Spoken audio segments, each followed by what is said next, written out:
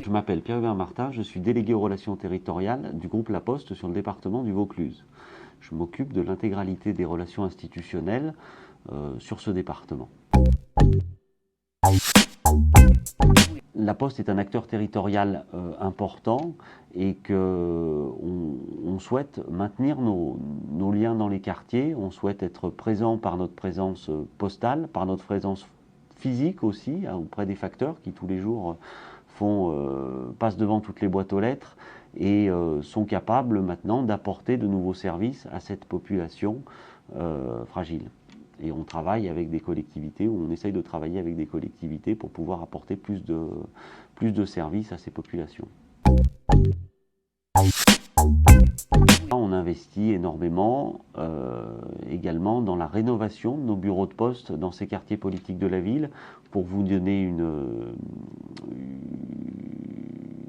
pour vous donner une photo un petit peu de ce qui se passe actuellement dans le département du Vaucluse, on a rénové sur l'année 2018 deux bureaux situés en quartier politique de la ville, de bureaux de poste. On va en rénover deux autres cette année, donc on essaye d'avoir les bureaux, on essaye de garantir en tout cas le meilleur accès à ces clientèles dans nos bureaux, avec des bureaux modernes, des îlots numériques, pour pouvoir accompagner et accueillir nos clients dans de meilleures conditions.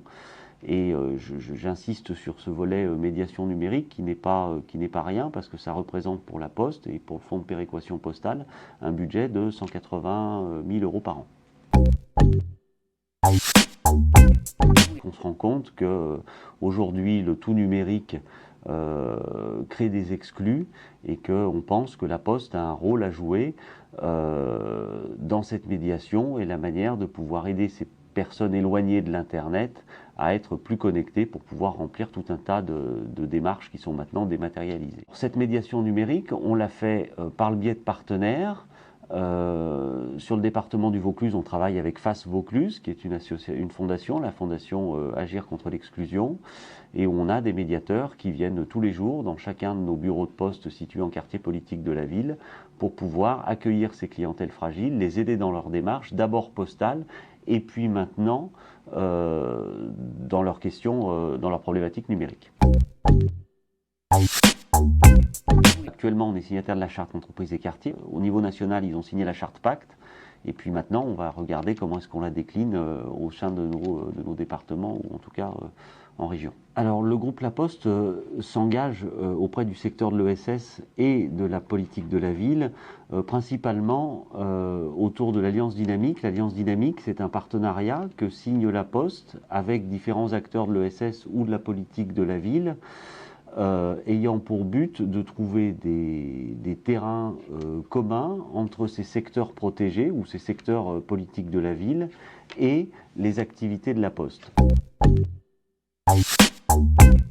Sur les champs de l'économie sociale et solidaire, on essaye aussi de se rapprocher d'associations en répondant à des appels d'offres en commun.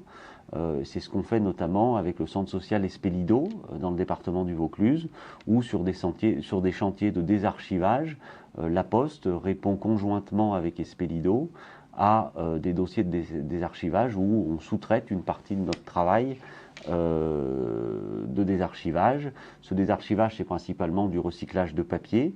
Les personnels d'Espelido ou des facteurs vont collecter des papiers au sein d'entreprises ou d'institutions qui déménagent et les recyclent au sein de notre filiale qui s'appelle Recigo, qui est basée dans les Bouches-du-Rhône. L'intérêt de ce centre, l'intérêt de Recigo, c'est que Recigo est une filiale de La Poste où on emploie uniquement des personnels en réinsertion. La Banque Postale a mis en place un projet qui s'appelle l'Envol.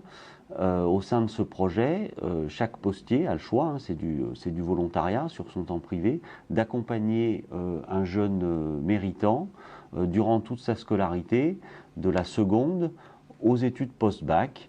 Et c'est un système de parrainage en fait. Donc on a, moi je suis parrain d'une petite Cléa qui étant première technique, et je l'aide et je l'accompagne à trouver ses stages ou avancer dans sa construction de son avenir professionnel, rédiger son CV ou des choses comme ça.